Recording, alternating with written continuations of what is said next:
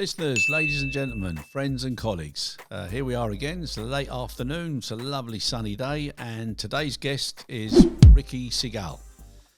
Now, Rickie's the Chairman of Transputec Ltd, and they're a cyber security company, and they also provide managed services and software development. And they've been in operation for 34 years now, so very, very established. So, Rickie, welcome. Thank you. And just to get you going and starting, I know you've got a little bit of a tickle in the back of the throat and a cough, so don't worry. It'll just add to the the timing and everything. So feel free to cough. Rickie, why did you agree to come on this podcast?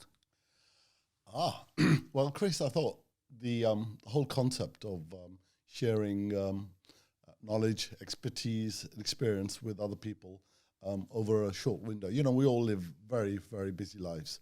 And every now and then you get this 15, 20-minute slot. Perhaps you're sitting in your car driving to work. And if you can get one or two little interesting pieces of information in that day, I think it sets you up nicely. It adds to your learning capabilities. It adds to your knowledge. And I think it makes you overall a much broader and richer person. You put us under pressure now, Rickie, so that means people out there are going to have to find one or two things of interest, eh? Well, I think I put myself under pressure to deliver one or two nuggets of useful information. So right, and I'll let you know when you have. Right. Now, obviously, we're aware of your distant cousin who's in the film industry, but do you meet him much? Oh, you mean Stephen? Yeah. Oh, no. No? I've got no relationship with Stephen. He's got all the money and the good looks. I've just got the weight. Yeah, fair play, yeah. But you do work with your brother, Sonny. Yes. So now, can you tell us, how did the two of you get going? When did it start? Because obviously 34 years, fair play to you. Yeah. That's a great success. So how did it all begin? Well, he's a very special person in my life. From the days that... ever since our teenage years, we've been very, very close. And when I had the opportunity to go to university, I went off and studied computer science and physics at King's University, and he did computer science at Imperial College. And so we were very closely aligned in sort of our core expertise and skills. And before he graduated, I started Transputec. And Transputec was effectively a small hardware supplier. And as soon as he graduated, he had a choice. He could either go and work for Chase Manhattan Bank. He was given a wonderful offer, which he accepted. But can't blame him. Yeah, no. He had more money than I could possibly give him at that particular time. But within a year or so, he actually got me involved with working at Chase Manhattan Bank. And within 3 years, we were developing all of their leasing software. And soon, an opportunity arose where we had the opportunity to take the whole team, the whole development team, out of Chase Manhattan Bank and bring it in-house. That's when Transputec was born in 1986. And since then, we've done lots of interesting things together. But we've always been terrific buddies as well as compliments to each other. Yeah, okay, brilliant. And so in that 34 years, or when did the two of you decide that you'd be able to work together? And was there anybody who gave you inspiration or mentored you or gave you an example of what you wanted to be or where you wanted to go? Yeah, I think the biggest inspiration came from something my father said. He said, he held up one finger. He says, "You know what this is?" And I said, "Yeah, it's a finger." And he said, he held up another finger. And he says, "What is this?" I said, "Naturally, those are two fingers." He said, "Well, let me just explain it to you in a different way. On your own, you have the strength of one man. But if you're together, you have the strength of 11 people." So that kind of stuck and resonated. So Sonny and I have been close, very close together. As I said to you earlier on, we back each other up. And he's there when I need him. I'm there when he needs me. And together we have the strength of 11. I was just going to ask you, how did you come to 11? But then I remember the two next to it. So I've got it. I'm not as quick as you, Rickie, but I'll get there in the end. No, that's good advice. Good advice. Now, what I tend to do, I always like to ask people who inspired them or who was their coach or their their mentor, because one of the things that's really, really strong on my agenda is how to get young people into the business, into the industry, but even more so, how to let them know that they're in a very, very good industry and they've got great opportunities. So it's to teach them a few life skills from experienced people, and also to show them how they can be better than they ever thought they would, could, or should be. So now I know you mentor a lot of people as well in your business. So what do you do to make people better, or to want to develop themselves, to get an interest in what's beyond any horizon they ever thought they could reach? So I totally agree with the concept of mentoring. I love it, actually. It's one of my passions, and it's very rewarding to see individuals that blossom, not just because of you've mentored them, but actually because the chemistry works, and things happen in their lives, and off they go and they achieve success. So we have a scheme within Transputec at the moment, which is an intern scheme. We don't always take students from university. We look for anybody with aptitude and hunger. Most importantly, hunger and that desire to get into something. And generally, I start off with an interview with them. It's more of a discovery interview about what they are like as an individual. I'm not so interested in their qualification or what their work history is. I'm more interested in the psychology behind that particular person, because I do make a statement to them. I say, by the end of this 3 months internship, you'll either get a job, or I'll help you get. I'll either give you a job within Transputec, or we'll help you get a job outside of Transputec. And to date, I have a 100% track record, and I think we must have pushed at least 100 plus people into the channel also, or some of them employed. And what percentage is employed, and what percentage have you rerouted? Well, it really depends upon what actually happens, because employment is never guaranteed, because these guys are interns, and they're often unsure about what they want as well. They start off by, most of them think what they need is to scratch their CV with they've worked at Transputec, they've worked under a particular division, etc. But actually, I think it's bigger than that. I think when I understand what their motivations are, then I engineer something that's very specific to that. So one example is that some of the girls that come over are very timid. They're not entirely sure what they want. They're not entirely sure that they're not entirely control of their own destinies either. But at the end of the day, we've had people who say, look, they want to become software developers, and we have a chat about that and the scope for them within the industry. And it would transpire that in the journey, they don't become software developers, but they become software testers, which is a market which is far more flexible, not so crowded, and the opportunities are better suited to their lifestyle, because you can do it from anywhere, anytime.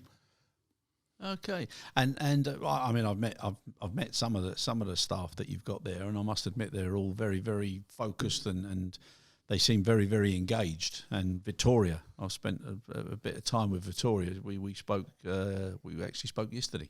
Yeah. After we had a session. Yeah. Very, very, I think, very, very motivated young lady. Very, very capable.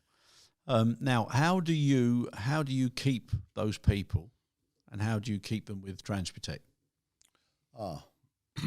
So this is a really big question. I'm not sure you have enough time in this podcast to get a complete and thorough answer.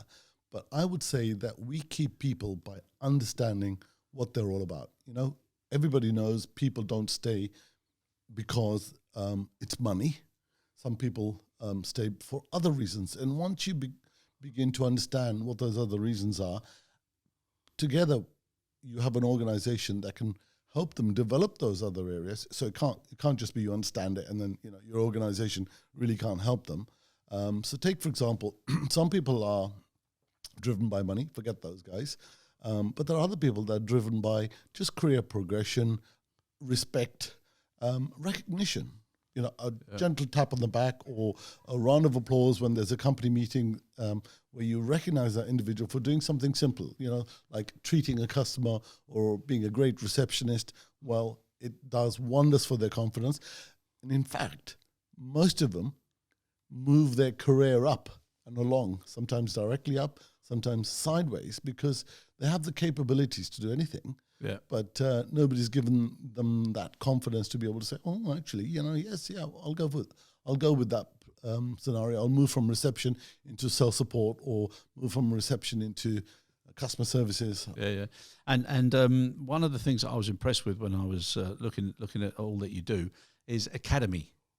Do you want to let people know just a little bit what that is and how it works? Well, this is one of those.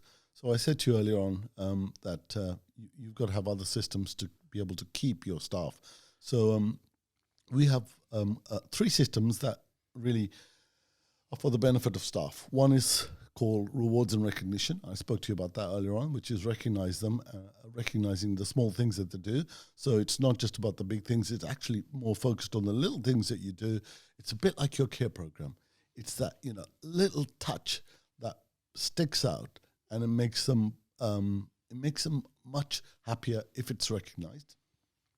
We have an academy program. An academy program in our organization means one of the values of our company is you must go through self-improvement. You must be a person that believes in self-improvement. And what the company does, it says, we will invest in you, but you've also got to invest in the company, in yourself. Yeah. That's right. So learning is, there's a cost to learning, etc.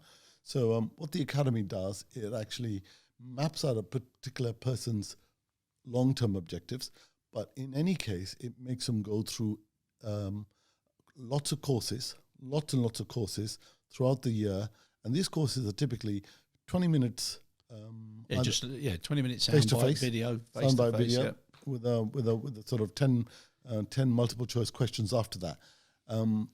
That way we can ensure everybody within the company knows what the company does, not just what the sales guy do or whatever their departments do.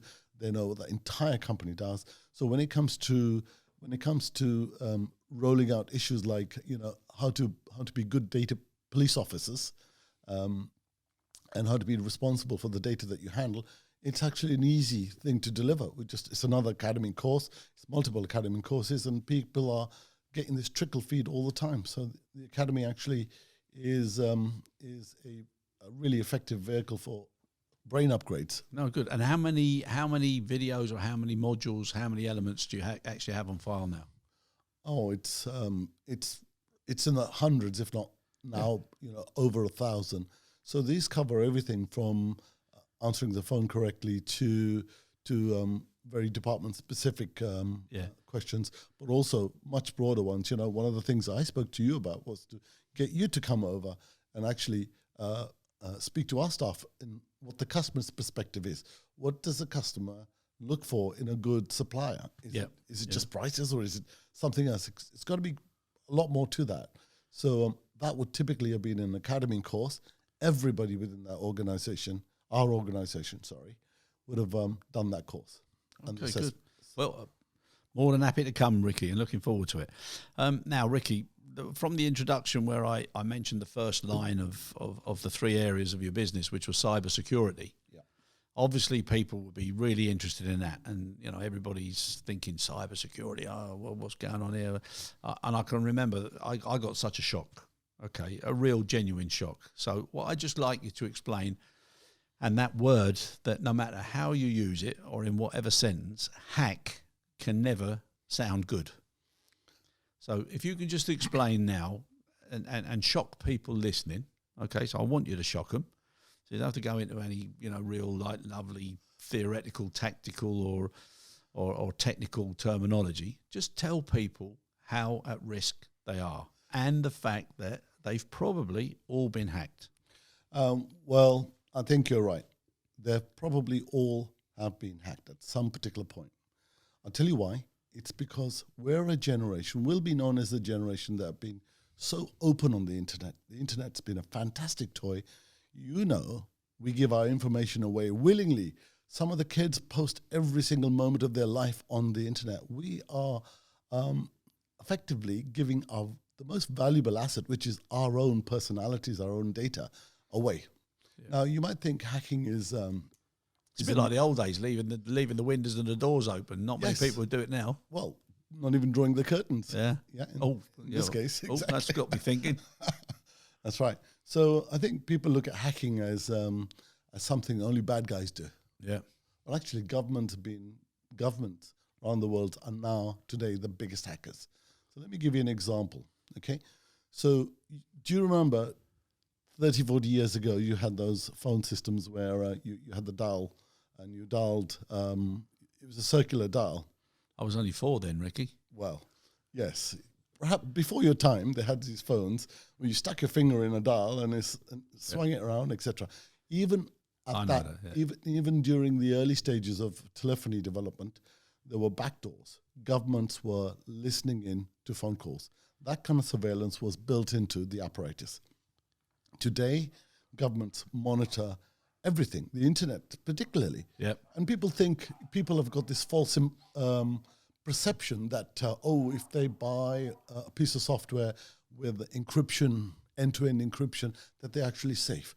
Well, they're not, because even the encryption has a backdoor, and government have access to that backdoor. So your encryption is by default has a great vulnerability, and it's not really fit for purpose unless and you're being spied upon. Yeah.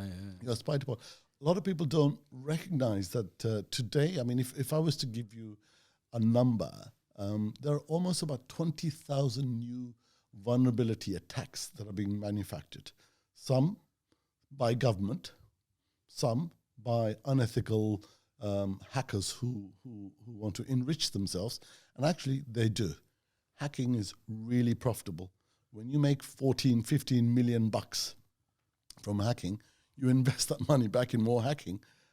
So this is why hacking has been going on for a long while, and most of the people that are listening to this podcast will have been hacked.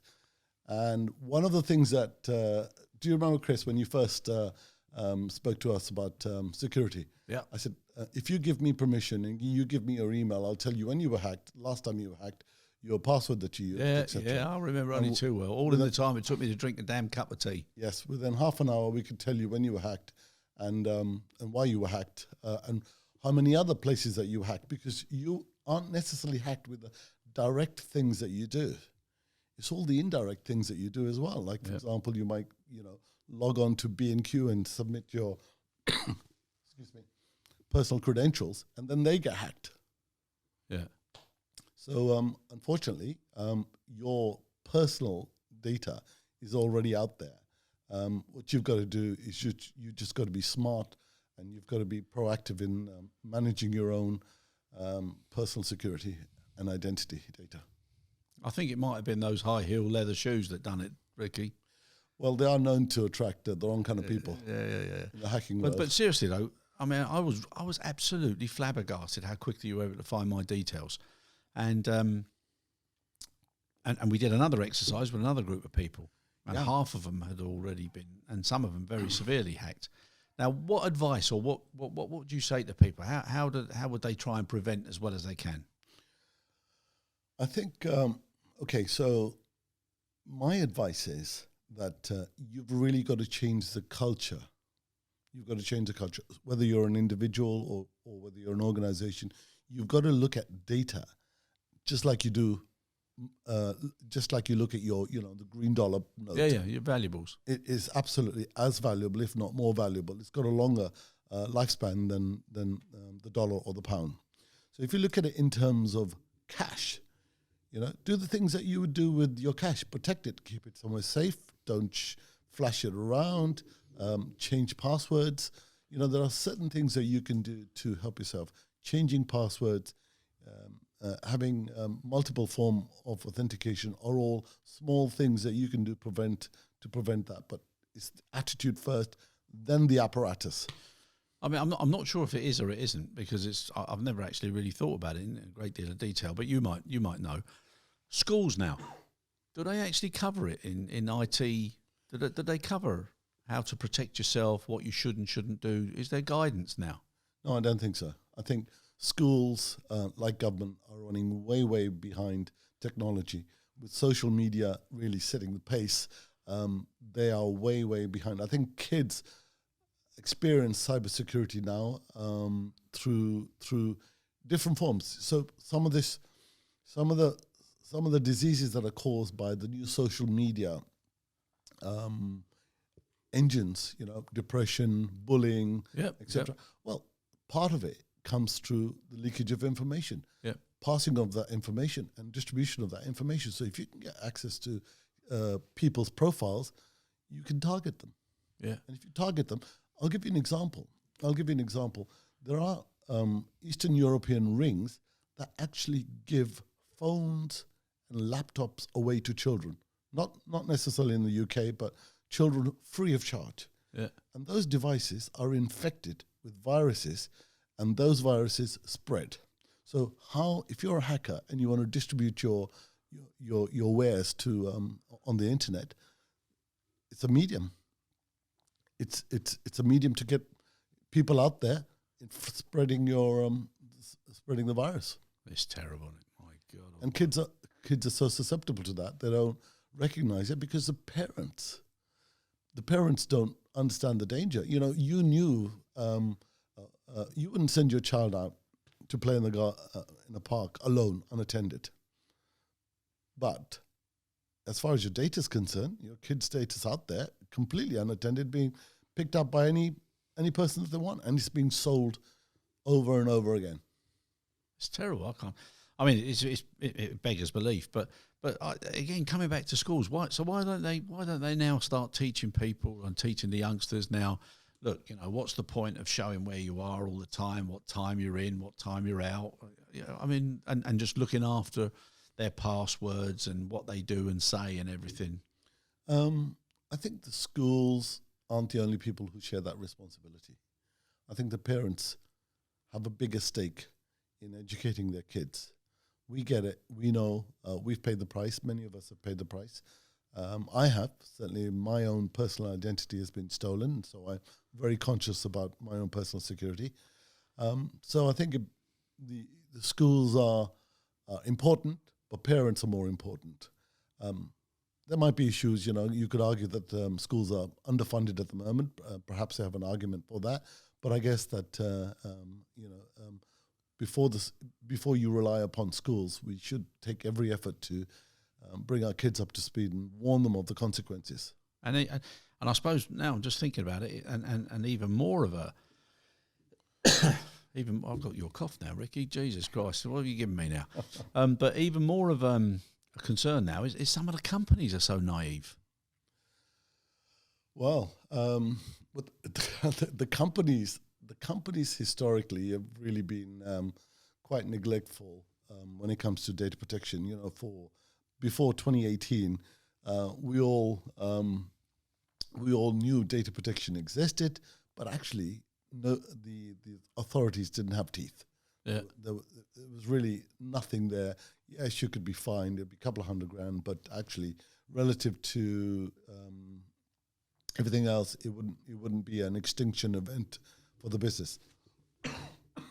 Excuse me. But after GDPR, which is everybody's favourite few letters now. Yeah, well, you know what GDPR has really done? It's made the individual, government call it that particular person, a subject. It's made the individual super powerful. So you as a person are now super powerful. Anybody that takes your information must get your consent. Anybody that uses your information or processes your information must transparently tell you what they're doing, how they're using it, and what they do to protect it. And the law has been flipped on its head. In fact, I think government have been quite delinquent in the sense, or not delinquent, but they've been rather clever, because instead of taking ownership at the central level, they've actually made it a problem for the enterprise. So it's now a burden for the enterprise to invest in DPOs, the full training culture, and protect that data in a way that they should have done. But by giving the authorities so much, such sharp and big teeth, $2 million or $4 million just as fines, people have suddenly realised that this is not an affordable event anymore. £2 million would kill a lot of businesses. Yeah, what's it, 4% of? Or 4%, whichever is greater. So it's a serious number. It is. And we've seen Google being fined, Yep. 500 million just recently.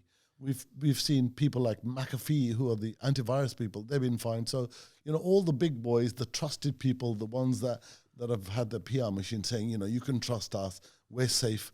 No, nobody's safe, because the threat horizon is changing all the time. Cyber criminals are getting cleverer and cleverer.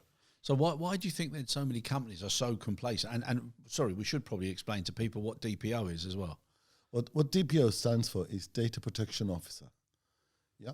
Yeah. I think it probably should be called a data police officer, because that connects better with people's understanding of what that person's role is. Yeah. But some companies and some of their, especially the IT guys, they're not fully aware of what the repercussions or what the real damage can be, and I think that's a crying shame. Well, IT guys are sometimes the cause of the problem. If you're really a data protection officer and you're the IT person, you're actually conflicted. Yeah. When you lose your data, you're not likely to fess up and say, I've lost it all and thank you very much. So you'll try to cover it up. It's only human nature. We've all done it. Yeah. So what the government are legislating, they're saying there has to be a large level of independence. So you don't want to make your chief technology officer the DPO, because there are conflicts built into that. Yeah. And organizations are beginning to wake up slowly, because it's now become a chain reaction. Yeah. You as an organization are protecting your data, but data shared with other organizations, and now you're checking whether they are capable and competent and trustworthy with the appropriate certification. If they're not, you're not going to deal with them. So it's become a bit of a chain reaction. So we all have to be part of a much higher level of discipline going forward. And how do you think people can put that across now quicker? Because most of the companies that I've seen, and because I've got a little bit of knowledge of the subject matter now, they're sadly lacking, Rickie. I think the first thing that any organization should think about is they shouldn't be afraid of data protection. Yes, there are fines and there are consequences of data breaches, but actually now they should look at it almost like a quality standard. If they don't have that, capability ingrained in their entire organization, they're going to lose business very rapidly. And enterprises, as soon as there's anything that's going to affect the P&L, we move. Yeah. So I think the first thing they ought to think about is certainly not be afraid of data protection. Data protection is a chain reaction. As long as you're clear that you're doing the right things, you're taking measures to protect the data, and you're plugging gaps. One of the biggest gaps, Chris, is not the equipment. It's actually the people. Yeah, no, I agree. So, for example, Chase Manhattan Bank, JP Morgan, these guys must spend $500 million a year on new IT equipment, new safeguards, new antivirus, new firewalls, etc. But the weakest link is not that. It's just a couple of individuals who don't do what they're supposed to do, or don't tell anybody when they've done something that they know they shouldn't have done. They shouldn't have done. Exactly. That's right, and that leads to a breach. Yeah, and that's where a vast amount of effort has to go into training your staff to become data police officers.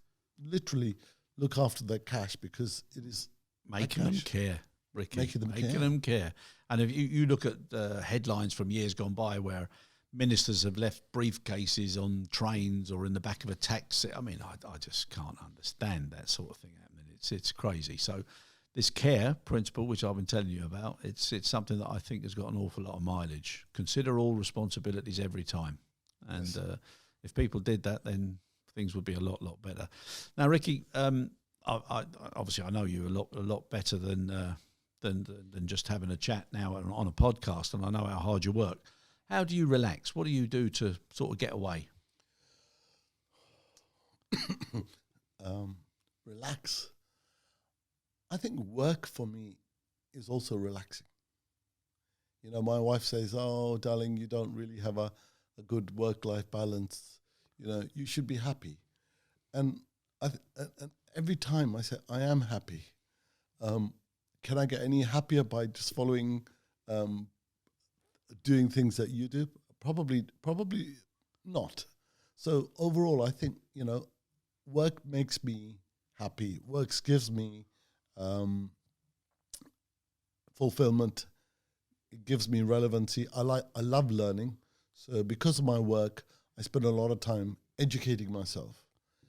And that forces me to take time out of the business, actually go on to various professional courses, go on to various, meet other super smart people, to what I call is getting a continuous brain upgrade.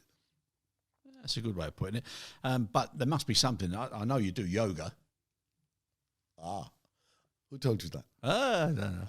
Yeah, and it's regimental, Rickie. Regimental yoga. So what I really love, one of my there's two big passions that I have. One is skiing. Yep. The other is diving. Yoga is not. Yoga is too painful. It's actually an exercise, and I dread it every time I start because my yogi teacher, she's pretty aggressive. She wants me to do all sorts of things and push myself. But afterwards, you feel great. You know, after just like any gym session. Your what did you say? My yogi. Your yogi? Yoga teacher. Oh, that's what you call him, is it? Yogi. She's not a bear, is she? No, she does look like one, but she probably has got. She's tough yeah, for the old that kind of regime. attitude, yeah. So what do you actually do? Explain to me what you do now that's painful in yoga. Are you kidding me? Aren't you? No, I don't. Just explain. Can we go back to cybersecurity? No, we've done that. Your users are going to be bored. No, seriously, what do you do that's painful in yoga? The down dog. The down dog. The down dog position. The down dog position. Down dog. I'll tell you what. It's not for men. Rickie, my mind's going somewhere else now, right? So we've gone from yogi to down dog. So no. And I've got the dogs barking here in the background all the time. So down dog means something different to me. We will move on now, right? So memories. Yeah. If you look back on the 34 years, what have been some of the funniest or some of the most shocking memories that you can relay? So one of the most shocking moments for me was the 9/11. Yeah, that was so we have big TV screens running in our open plan offices. So just looking at that, there was first a sense of sort of disbelief. We thought, oh no, this is probably a movie stunt. You know, it's a movie rather than reality. But the second one was a big blow because my cousin, who didn't die, but he came very close to death, was one of the people who worked for Chase Manhattan Bank in that particular building. So it had a direct impact. Yeah. Direct impact, and we weren't able to contact him for almost about a week after the incident occurred. There was total radio silence, and he disappeared. So it was a tough time for us, and we grew up together. So there was a lot of love between us. Yeah, what terrible! I mean, just thinking back now, I think everybody that was alive knows where they were when that happened. Yeah, and it was just. Same thing. It just sticks in your mind, doesn't it? Really? I was buying a television in Spain, in Madrid.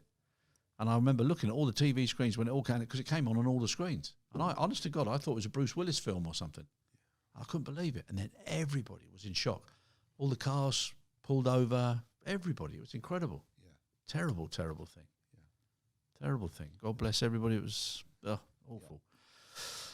Okay, any little light-hearted anecdote or anything funny that happened in the world of cybersecurity? Well, not in cybersecurity. We have a sort of a boys' club called the €2 Ski Club, and one of the twists in this particular club is that there's a fancy dress day. Yeah, when you go to ski in fancy dress. Or you're going to do something. You never know what that is because you're given a cardboard box when you check in at the airport, and you're not allowed to open that until that day arrives. So nobody really knows. And when you open it up, you could be lucky and you can get a nice dress to wear, or yes, lucky, exactly. Some people pay extra for that box, but I won't mention their names. Or you could be unlucky and you can get something really horrible. And so let me get this right. So you actually get this box as you're checking in. Yes. So when the young lady or young man says, "And have you packed all of your baggage yourself, sir?" Well, you have to lie. Yeah, you have to say yes. Ricky. Yes. You don't lie when it's to do with security. It's a group of friends. So if they had to open it, they could open it. So we wouldn't want them to breach any security regulations. There we go. That's it. Back on track. Thank you. Just call me your Yogi. Okay. And so there was a session where everybody was given an Elvis Presley outfit. Oh, God, I would do that just for the hell of it. I love Elvis. I think the hotel took it too far because they sent out a flyer throughout the whole town. This was in Kitzbühel. Oh, Kitzbühel, I know. Yeah, Yeah, saying brilliant. 13 Asian Elvises are performing at the hotel, and we had a crowd of 200 people that turned up, and we were just bricking it.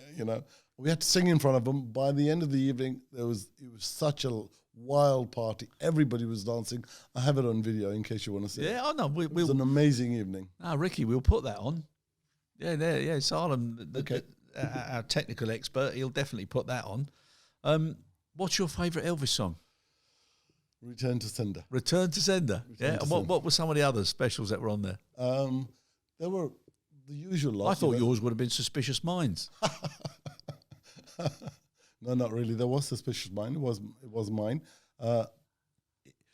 The Elvis Presley night turned out to be a bit of a competition. You had to pick your own song, and the crowd selected the winners, and it was fantastic. It was fantastic. It was really fantastic. But I picked Return to Sender. So don't ask me to sing, Chris. That's off limit. No, but Ricky, just the first line. Take a swig. Come on. Return to Sender. How's that? That's all right. Well done, Ricky. Excellent. Now, books. Yeah. Yeah. You read any books? What's your favourite? The last book I read, I haven't quite finished it, is a book by a Harvard professor called The Science of Surveillance. Oh, yeah. Typical techie stuff, isn't it? Yeah. Science of Surveillance.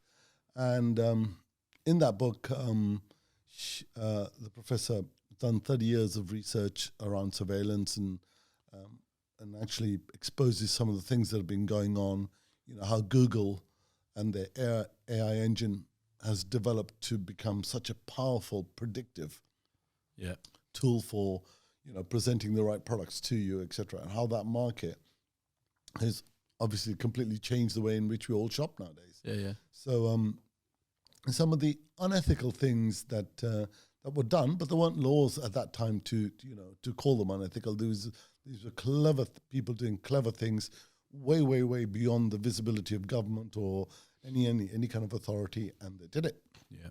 So that's a very interesting book. I'm applying through some chapters and various different scenarios that of evolution of surveillance. And if you were to write a book, what would the book be? Well, it wouldn't be about technology. I think if I was to write a book, it would be about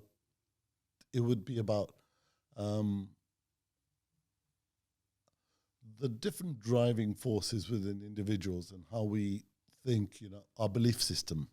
Because I think, how we behave very much depends upon what our belief system is. And some people's belief system are constructed from a narrow exposure to good things and also bad things. Yeah. And if you can broaden that and change some of their thinking, then it can actually put you more in control of your own destiny and where you want to go. No, that's true enough. Getting back to the music side of things now, and putting Elvis to one side, but I never knew that. I really want to see that. So, what would be the record that would make you, no matter where you were, whatever time, no matter how you felt, what would be the record that would make you leap up, get on the dance floor? It would have to be Dancing Queen by ABBA. Dancing Queen. I'm just fair play you, but I'm just okay. ABBA.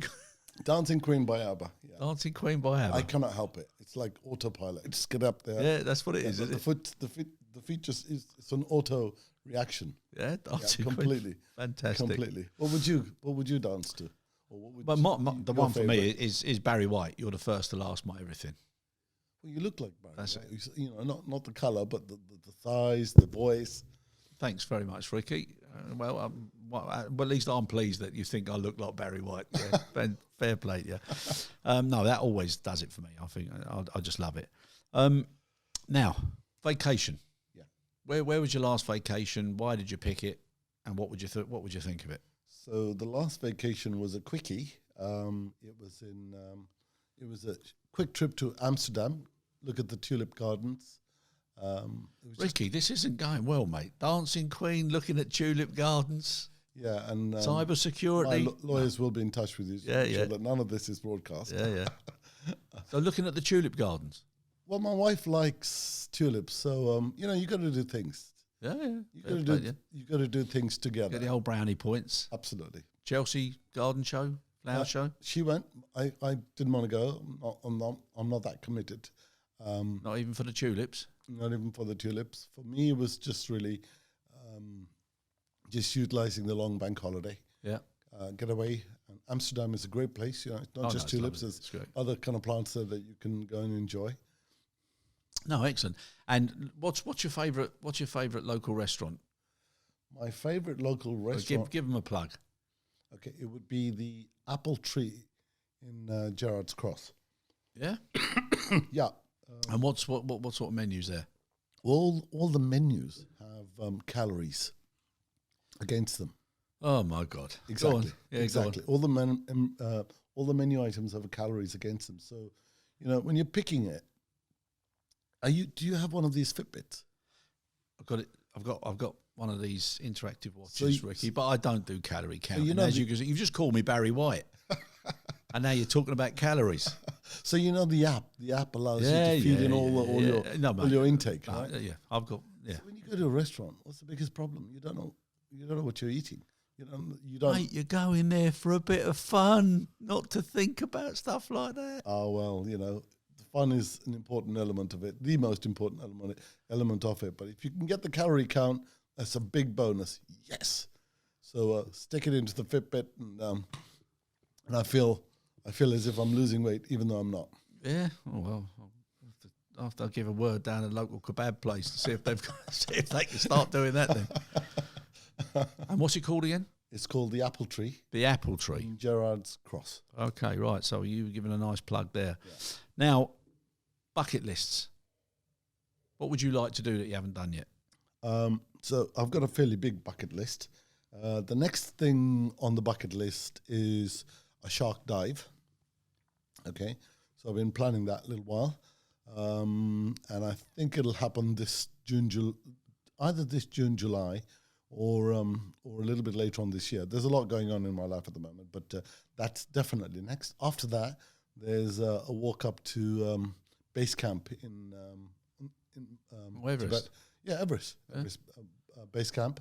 Have you done any climbs or anything before, or what made you pick on that one? No, it's just a walk. I love walking. That's a hell of a walk. It is a walk, yeah. It's a hell of a walk. How long will that take? How long will that take you to get up to base camp? Well, there are a couple of journeys you can have. You can choose a 7-day or a 10-day journey. Really depends on. That's 10 days up and 10 days back. No. 10 days round trip. Right. You just go up. The way back is a helicopter. Oh right, okay. They don't bother you coming back. In fact, coming back's even tougher because walking down a slope is a lot tougher on your knees. A lot tougher. Tell me about it. So you actually get it easy. It's a tough climb all the way up, but you just fly back down. Ah, what made you want to do that? Well, it's just one of those things you got to do. Yeah. And we've had a few strange ones. So, you just have to do it. Yeah, Antarctica and now Everest Base Camp. What about Memphis? You don't want to see Elvis's home, no? Graceland? Not entirely. No. I've been there before. You've been in Graceland? Yeah, I've been there. It's a nice little place. Seriously, have you been in there? Well, it was a long time ago. Yeah, we've all been there. Haven't you been No, there? I haven't been there. I'm desperate to go. But my missus, she won't come anywhere near the place with me. You got to go. Yeah, no. Are you an Elvis fan? Yes. Seriously? Wow. Man, yeah, love him. That's your bucket list, isn't it? Yeah, that is now. Talk about your bucket list. Yeah, Elvis. Missed Barry White once, but I won't get that chance again.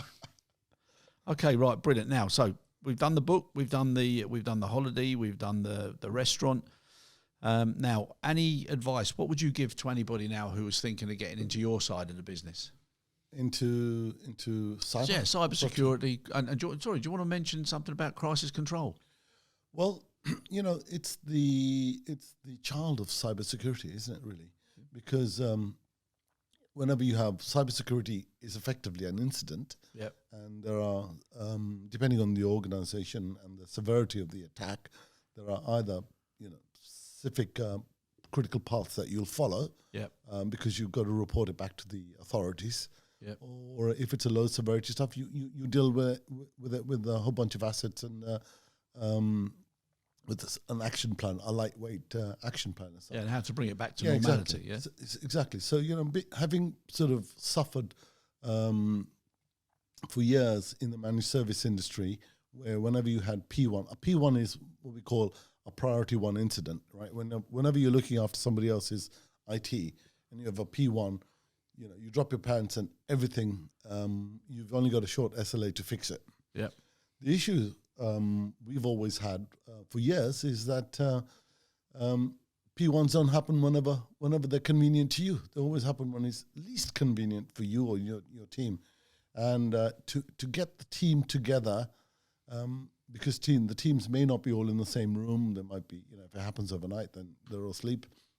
It's been a challenge. So crisis control was an application that we developed to solve that problem for ourselves, to solve the problem of engagement, the change of culture, the problem of distributing tools whenever there's an incident occurring to the right people, empowering them to be able to do a more effective, more efficient job, because it's all about returning back to normal as quickly as possible. Yeah. So that tool took 5 years, and it was hugely successful, and we commercialized it. And you've won a lot of awards, haven't you? Do you want to rattle them off? Give yourself a little pat on the back. Yeah. So within the risk industry, we've won some industry awards for the most innovative product. And recently we won the award for the best complement to cybersecurity. And it's a huge honor to win those awards, because these awards are from the industry, and to get the recognition from our peers in developing technology like that has been very, very it's rewarding. Great. It's great. Rewarding. Anybody goes as well. Yeah, whatever you do, you always want to win something. That's what it's all about, isn't it? It's great. Now, you're also lucky enough to have your lads working with you. Yes. So this is it's always been my desire and dream to get the kids involved in the business. I have lots of friends whose kids just go off different direction, and that's fine. It's neither good nor bad, but my dream has always been to get them. And even though these kids have had a super education, they all went off different directions. My elder son went off and worked for a bank. My younger son also worked for another bank. After a couple of years, they came back. And said, "Love to work for the business," because I have said to them, you can work as a person and you'll have a great life, wonderful. You'll be very successful. But if you want to be a billionaire, you've got to have a product. Yeah. So you need a place where you can actually manufacture a product, an engine that will allow you to build something. And I think they remembered that, and they came back to the business, and they're really well established in the business, which is good for me. Yeah, no, it's great. I've met them, and it's great. And what about Sonny? So Sonny's kids have gone different directions. His daughter is a dentist, and his elder son is still in banking at the moment. He works for I think he works for Westpac, which is big Australian bank. So he's in their trading rooms, etc. So, but he's still young. You never know. But they're great. The door's always open to them. Yeah, no, but that's great. They're both good.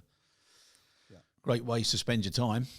Although the dentist, oh, dude, that's a tough one, isn't it? Yeah, it is a tough one. But plenty of reward in that one.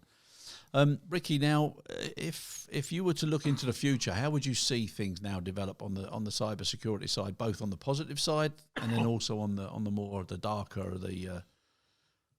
because I always think there's a fine line. You've got the same brains and you've got the same motivations, and then one goes left and one goes right. Yeah. So I'm an optimist, really. So I think the future for cybersecurity is it's not all doom and gloom. People are becoming much more aware as governments get their act together and have a unified approach to cybersecurity, but also changing their behavior. Because one of the things I said to you, if you were to ask me today, which organization is the biggest hacking organization in the world today, I would say it's the US of A. They're into surveillance of everything. Yeah. And that's a hack. Yeah. Yeah. They can do it because they have powers to do it. Yeah. But I think even let me just give you an example. Do you remember Skype? Do you ever use Skype? Yeah. Right. So can't use it in Saudi Arabia, but so 7 years ago, Skype was a European product. It had end-to-end encryption. It was very difficult to hack. There were no backdoors, not that are published anyway. Then it got bought up by Microsoft. Now it's open to surveillance. Yeah. The US will monitor anything that they want to. So I think what we need is a new approach to cybersecurity, where government give up some of their controls. Government surrender their powers of surveillance, because as long as that happens, people will build in backdoors for government. And the thing about backdoors is anybody can go through that backdoor. Eventually. Yeah. You don't have to be a government official. Anybody can go through the backdoor. Yeah. And people like these hackers are looking for these backdoors and they find them. It's a weird world, isn't it? I mean, it sort of makes sense in one way why people do it, but then it doesn't make sense, like you said, if you put two back doors in the back of your house, you've got double chance for someone to come into the back of the house. It's crazy. What do you think about the issue now with the Chinese telephone system, and whether it's going to be a vehicle for spying? And well, the downside of my previous statement was, excuse me, my phone's gone off. The downside of the statement that I made earlier on is that the US of A is the biggest surveillance agency out there at the moment. Nearly a Freudian slip there. I thought you said bigots. However, I would be happier that they are the people doing it as opposed to the Chinese, because that's a level of control further degraded. So in terms of what my view is as far as Huawei is concerned, I actually do agree. I think that until we get a grip, until the laws become more balanced towards the individual, not towards the state, the scope for mass surveillance is wide open, and it's happening now. It's just the Chinese are going to get a bigger piece of the pie. Yeah. I remember when there was a time where people thought, who the hell are we? But now everybody knows how are we. But do you think, if you genuinely think that it's a legitimate fear? Yes. And so what about the decision made by the UK? Well, look, the logic of this is phones have been tapped from day one. Even the new phones, Apple phones, they have backdoors. And government insists on having these backdoors for surveillance purposes. Why would the Chinese not do the same? Yeah. It's interesting though, isn't it, the way it's going, huh? Yeah. And while we're talking about that, and now you've spoken about the US and Mr. Trump's visit here very shortly, and with the trade war and everything. What do you think of that? What are you going to be covering Brexit? No. I've had enough of that, mate. I tell you, it's driving me crazy. I just think Mr. Cameron, the quiet man, he's got a lot to answer for not building in some sort of safety net, to have more than a 4% swing or 5% swing. I think it's crazy, and how he's disappeared off everybody's horizons. I think it's terrible. I feel really, really sorry for Theresa May. Do you? Yeah, genuinely. I mean, she should have listened. She should have done certain things, but she showed a bit of emotion with her departure, and she should have been a little bit more human, I think, in the beginning. But I don't think she's been treated well by her colleagues, her peers, and definitely not her opponents. So that's one area where I would not want to be involved. The politics is more, I don't know what it is. I think it's just it's people who do things for what they want to do themselves, to keep themselves somewhere for a long time, instead of really, really working together for the good of the people or a country. I think it's such a shame. Yeah, perhaps this is, perhaps we'll look back in 10 years' time and see this as a Darwinian moment for politics. Maybe there's a new type of politics, a new configuration that people will settle for, because the old stuff is exhausted, it's boring. Many will tell you that it doesn't work, it's untrusted. Yeah, no, it's terrible. And I know there has to be, it's good to have opposition and challenges and a different perspective, but at the end of the day, the common denominator should be the good of what the country and the people need to have, for the next generation, not to keep stalling and starting and pushing and pulling. And I just find it so frustrating. It's such a shame. Such a shame.